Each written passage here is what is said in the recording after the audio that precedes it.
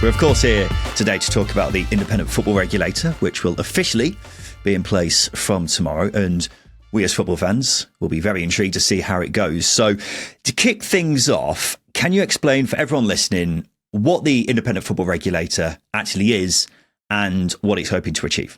Yeah, so this is an idea that started life when Tracy Crouch was asked to do a fan-led review of football under the last government. People might remember that she was a sports minister who'd resigned from government on a point of principle, but is really well respected across the political system and a huge football fan.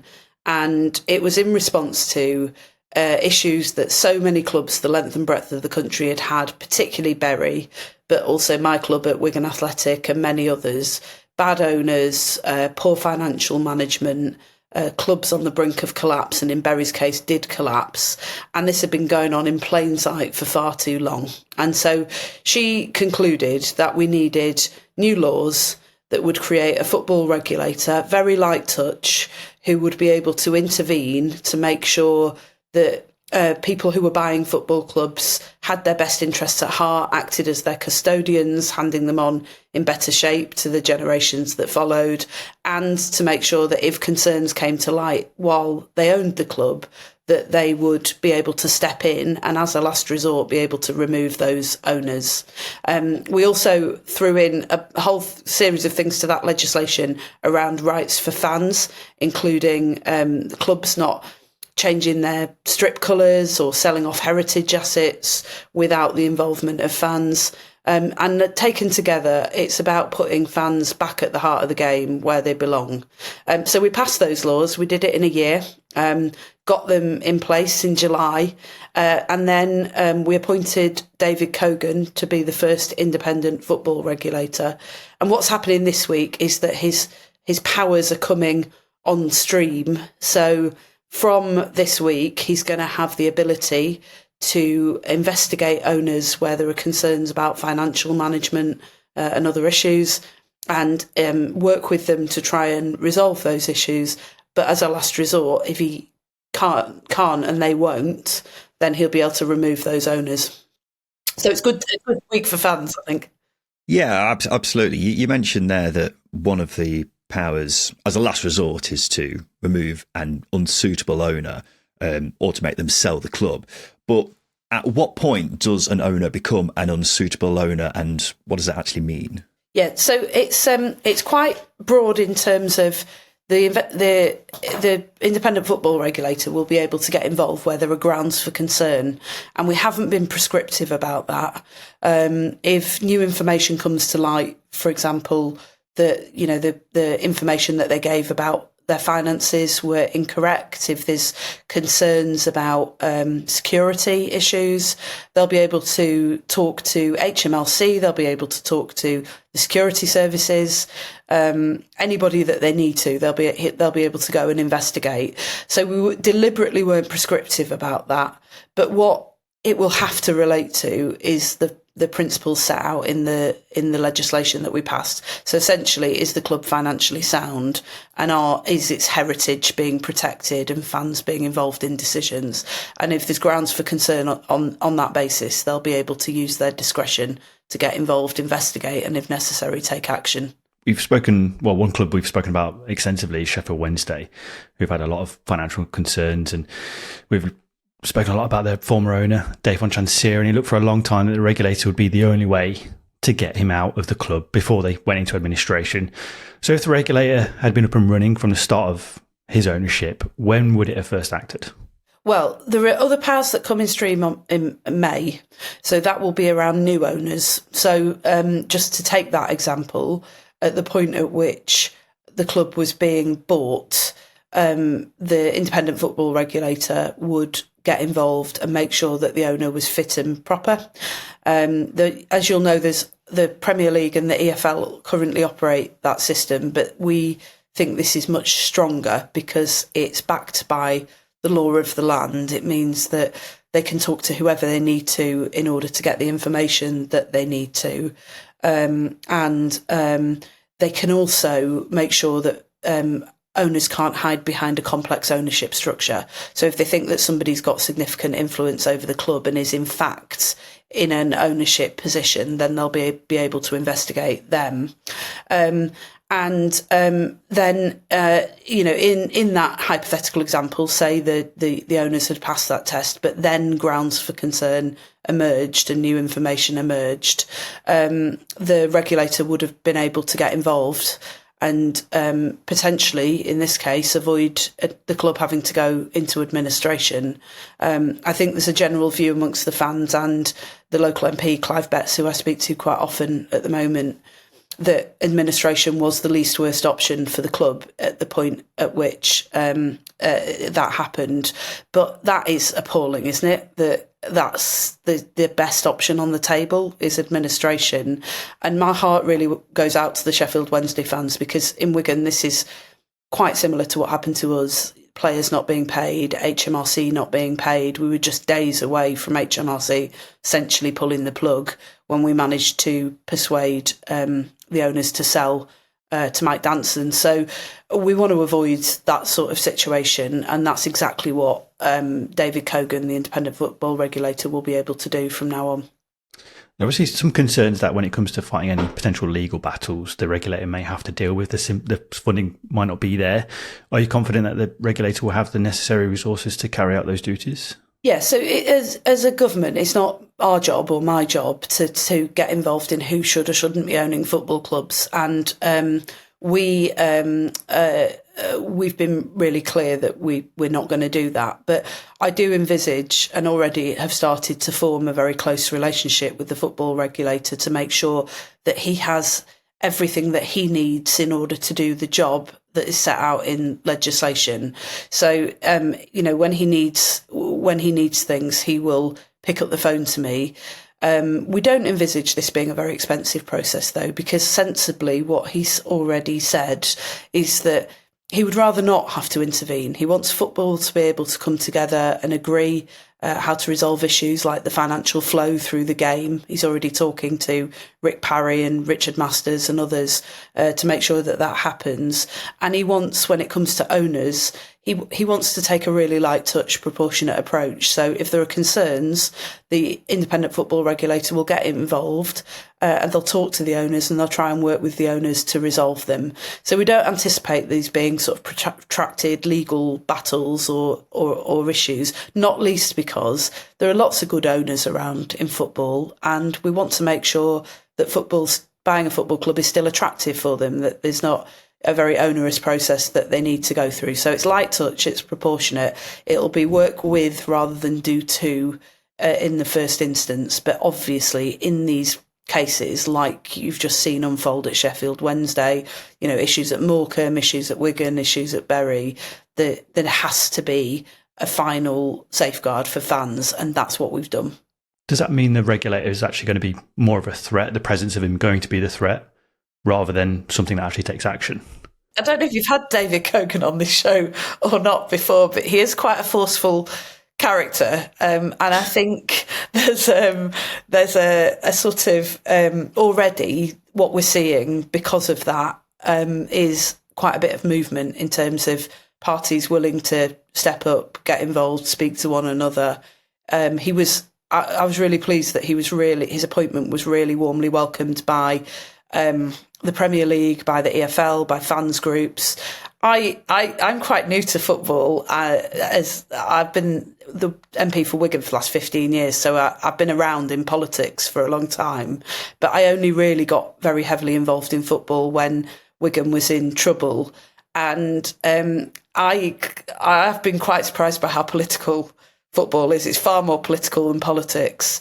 I don't think I've seen before the whole of football uniting around one thing before, but there was a really rare moment of unity when David was appointed, and the appointment was very strongly welcomed. So I'm optimistic that, I wouldn't quite put it as a threat, but I'm optimistic that because people respect him and his expertise and his background, they know how much he cares about football, that already what we're seeing is better relationships and things starting to change. Well, we look at a lot of prospective owners in the Championship nowadays and EFL clubs in general. And we see, wealthy people being attracted to them because of the money that could potentially be made by reaching the Premier League. But as many have found out over the years, it isn't cheap.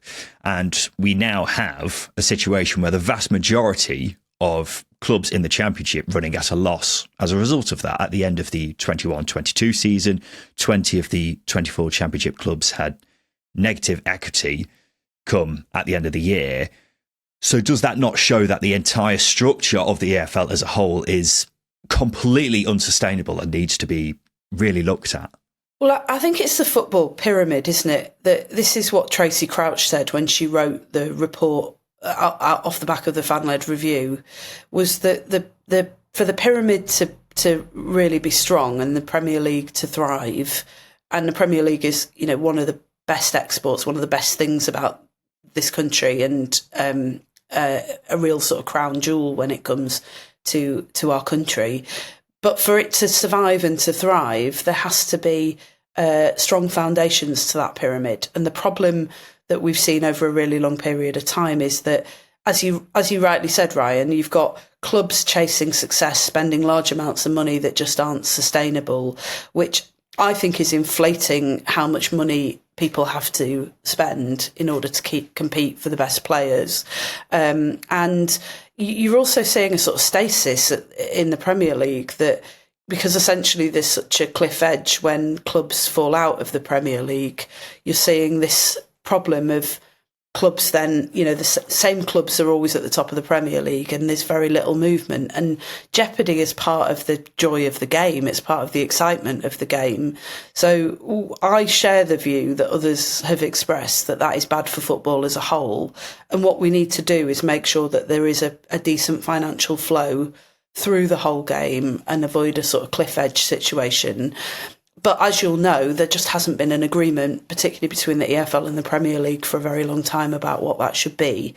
When we were legislating for this, originally the plan had been that we would say to the football regulator should get involved and act as the ultimate arbiter if the leagues couldn't reach an agreement. So essentially the Premier League could put a deal on the table and say this is how much we're prepared to offer. The EFL could put their request in, and then the football regulator, if they couldn't agree, would pick one.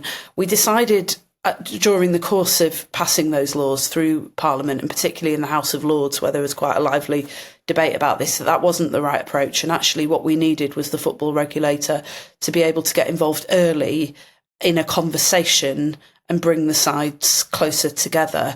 Now, I don't want to jump the gun on this, but those conversations, as I understand it, have already started, and I'm cautiously optimistic that we're going to reach an agreement that will help to prevent the issues that you describe around the sort of lack of financial sustainability across the Championship. Well, coming off the back of that, say a deal doesn't happen, because we've been in this position before where the Premier League and the EFL have been having these discussions. I mean, it's nothing new, but we didn't get anywhere with that. And I believe your predecessor in the previous government said that if if a deal doesn't happen, then the regulator would impose a deal on the Premier League. Is that something the regulator will be looking at doing if a deal doesn't happen? Yeah, so he can do that if they can't agree a deal, and we've kept that power. What we've changed is that we think him being involved earlier in the conversation is better, and we've also changed what was quite a rigid model where essentially the Premier League, one league puts one offer forward and the other puts another figure forwards, and then you can only choose one or the other. We think in the end the regulator should be able to decide where the right balance is, and that's designed to avoid where you've got two parties being really unreasonable, so offering offers that are poles apart that just are never going to work. In that instance, the regulator will be able to say, no, this makes no sense, we're going to set the point at which you meet here and impose that on them. But like I said, we're all really keen to avoid that. I know the Premier League don't want to end up there, the EFL don't want to end up there, and neither does the football regulator. So I'm cautiously optimistic that we'll be able to avoid that situation and take a more sensible approach. Yeah, I think just if I could play devil's advocate, obviously we're both fans of championship clubs and we want the EFL to flourish for all the reasons that you mentioned there. But from what I've seen from people who are against the regulator, they would say that the Premier League is this huge asset to not only English football, but, Britain as a whole. And any deal like that could potentially harm that in the long term. So what would you say to those people? Well, I would say that one of the reasons that I think David Cogan was welcomed by the Premier League as well as all the other key players in football is because he's got a long history of working with the Premier League and absolutely sees them as one of the greatest assets that this country has. So won't be attempting to do anything that would harm the Premier League. And I think the regulator as a whole, he's just appointed board members and brought in a number of staff. I think they see football in the same way that I do, in the same way that Tracy Crouch does, which is we've got to get away from these sort of antagonistic relationships and this sort of oppositional approach, because right from the grassroots up, that the whole structure has to be strong. We're investing, as a government, we're investing 500 million in new grassroots facilities so that we can bring forward the brilliant players of the future, as well as allowing lots of kids who are never going to go on to be professional footballers to live better lives because of the joy of football. But we're also, we've been working with the National League, we've been working with the Championship, we've been working with the Premier League to make sure that at every stage we're supporting really, really strong clubs, and I just don't see it as one or the other. I think we've got to support the whole pyramid. Looking at a specific case basis off the back of that would be Derby under Mel Morris. It was a situation that it did grow out of control, and I don't know how across the saga you were, but it was obviously a couple of years ago now. They spent well beyond their means chasing the Premier League dream, and while it was irresponsible, it always seemed to be well intentioned, obviously to get to the promised land, if you like. The majority of Derby supporters were supportive of him as well, up until the point they went into admin. What can the regulator do about that? Obviously, if a potential new deal comes in, income grows, spending could grow at the same time. It doesn't seem like it could actually address the fundamental problem, which is overspending. Well, there are limits to what the regulator can do, and we've deliberately made sure that there are limits, because what we don't want is a regulator who gets involved and is very prescriptive about football and prevents owners from being able to have a vision for their clubs. Although what we have said is that fans obviously need to be part of that, and they need to be at the centre of decision making. I can't tell you the most frustrating thing about the process we went through in Wigan was that at every stage the fans were treated as at best an afterthought, at worst a nuisance, and locked out of the rooms where the decisions were being made, which thankfully with Mike Danson, our new owner, has really changed. But in that sort of case, and obviously it's not for me to say what the regulator should or shouldn't do, but in that sort of case that you describe in relation to Derby, the regulator can decide that there are grounds for concern around financial soundness of the club.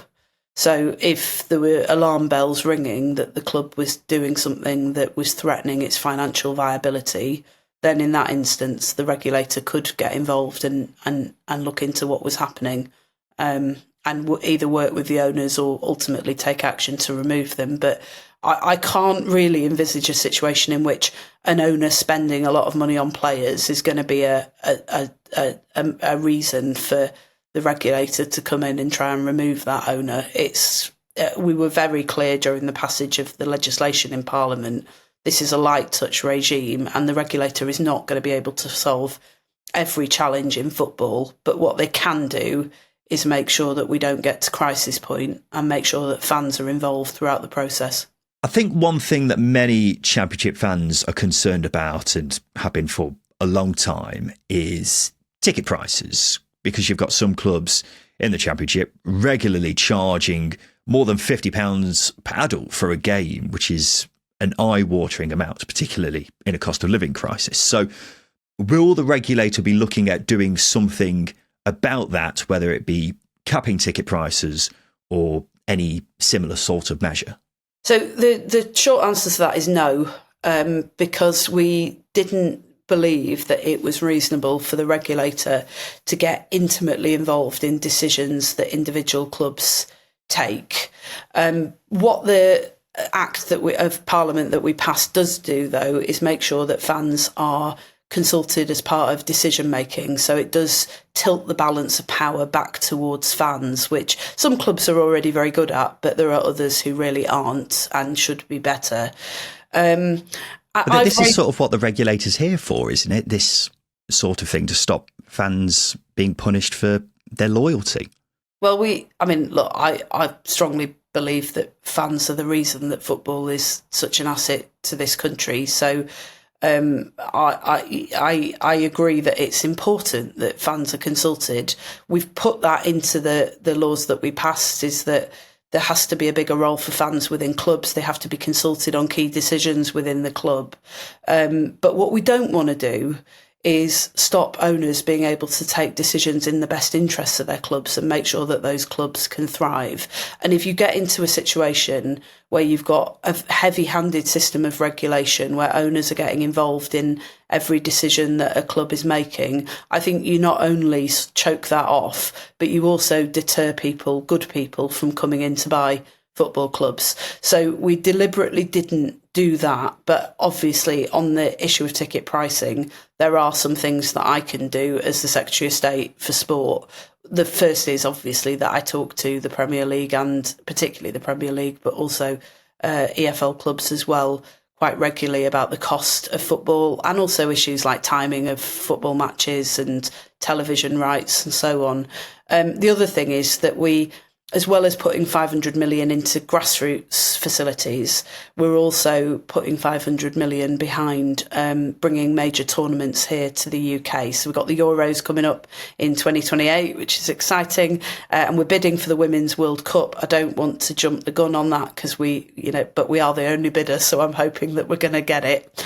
And what we can do is work with the competition organisers to try and make sure that a number of those tickets are affordable, because we want kids in this country to be able to get up close to the best football in the world. So we haven't wasted a minute at doing that. Lisa Nandy, brilliant to chat to you today. Thank you very much for coming on. Thanks so much.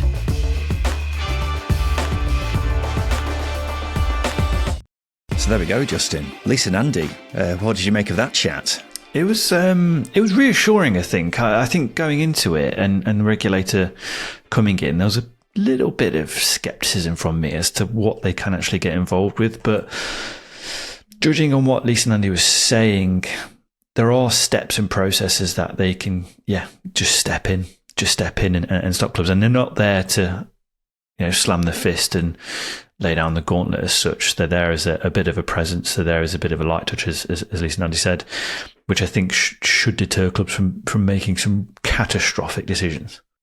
Yeah, in a way, based off the back of this chat, I think the regulator is a bit like VAR. Do you know what I mean? In the way that it's there to correct the clear and obvious errors. Now, in time, obviously VAR in theory sounded like a great idea. In practicality, will it actually be as effective as we want it to be?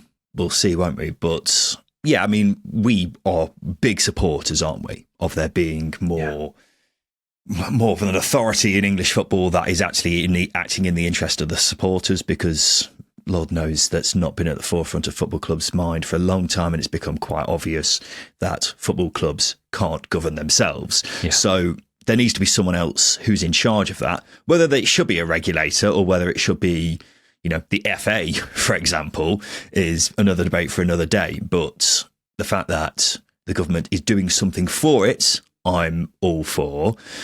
I wasn't totally satisfied with her answer on ticket prices. The idea that that's something that the regulator won't be able to help with, even though she insinuated that's something that they want to do something about.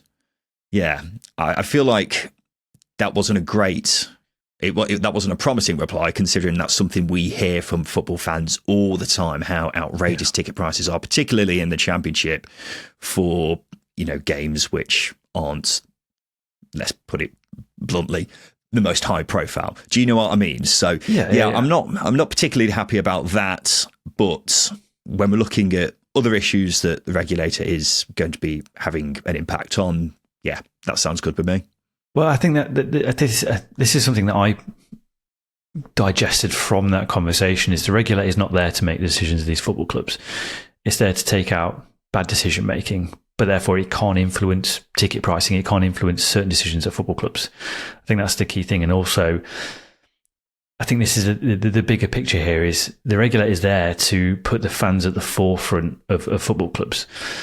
So the regulator is there, is not there to stop football clubs from overspending. It's there to ensure economic sustainability, so the football club's there for years to come, for the next generation of supporters. That's what the regulator is there to do. And I think that's quite an important thing to take away from it. That being said, the decisions they do make should hopefully impact the decisions that clubs are making themselves. You know, for example, if you put the football regulator in 2015, I think that a lot of the problems that we address with Lisa Nandy, you can look at examples throughout the years. Mel Morris overspending at Derby, Chansiri's ticket pricing of home fans, putting the football clubs at the forefront of the football club's thinking, because Mel Morris was very selfish in his output, wasn't he? He overspent to the point where he nearly put the club out of business, so he could get to the Premier League to take the sweet pie of the Premier League money, the TV money. That's very selfish. I'm not sure it was selfish. I mean, I'm not defending Mel Morris for a second, but it was all in the name of trying to get Derby County to the Premier League, wasn't it? But that's a conversation for another day. I think the thing that you talk about there is, we want fairer distribution from the Premier League into the EFL, so that there's less of a drop off from when we talk about the gap between the Premier League and the Championship. Because as we've seen over recent years, I think I was looking the other day, 9 of the last 10 automatically promoted teams from the Championship have got parachute payments. A great way to deal with that would be by having a deal between the Premier League and the NFL, which would be obviously would be of a lot of interest to people listening to this, Championship fans. And one thing with that is that Premier League clubs will say is, we've come to some sort of deal before with Championship clubs, and they've just taken that money, splurged it everywhere, and then ended up in the same position that they're in before. And maybe that will happen again. I hope not, but that's something that the regulator will hopefully do. But I like to think that we are, as you say, past the days of your Mel Morrises, your Chansiris, who are, just gambling clubs' future, all to try and get a bit of that, as you call it, sweet Premier League pie. Well, we don't know until we come across those scenarios. And as I say, I don't think there's going to be a hard and fast decision made by the football regulator. One thing that she pointed out is that the presence of the regulator should persuade clubs to be making the right decisions, but you can't always persuade clubs to make the right decisions, because what is a right decision? It's right until it's wrong. As you say, it's meant to be a deterrent, isn't it? As opposed to actually being Big Brother watching over things. Yeah, and that's the intriguing thing, because that's what I assumed the football regulator was coming in to do. But actually, them being a presence, I wouldn't say it's deflating, but it's certainly a different outcome to what I expected, because I think certain clubs need a metaphorical slap. Do you know what I mean? That's what needs to be done to certain clubs. Chansiri needed it this time last year, and as I say, if the football regulator is in, a lot of the positions that football clubs have been put in over the years might not have happened. They might still have happened, but they might not have happened. But I think the most, again, one of the more interesting points was what is a financial problem? What is a club going to generate financially for it's beyond the radar of the football regulator? I think, again, we don't know until we see these examples prop up. But again, there wasn't a definitive answer that I was confident in, if you like. It will only be able to know when that sort of situation arises, won't we? I mean, we can't really come to any sort of judgment until that does happen. But hopefully we are past those days now, and football clubs don't need babysitting or being spoon-fed when it came to how to run themselves. But we've thought that before, and football clubs always seem to find a way through it. But hopefully the regulator is a step forward to clubs being more sensible and to making English football better as a whole. But we'll see, won't we? Only time will tell. But from my perspective, as a football fan, I want supporters to be in a better place for it, first and foremost, because that's something that I think has been forgotten by a lot of clubs in the past 10, 20 years or so. But there we go, ladies and gents. What have you thought of our chat with the Culture Secretary, Lisa Nandy? If you're watching this on YouTube, then leave a comment below. Give us your thoughts on the chat, which we have just had. But otherwise, we'll be back again tomorrow with the preview show, looking ahead to the weekend's action from across the Championship. So we look forward to seeing you then for that. But this has been the Second Tier Podcast. I've been Ryan Dilks. I've been Justin Peach. And a big thank you for listening.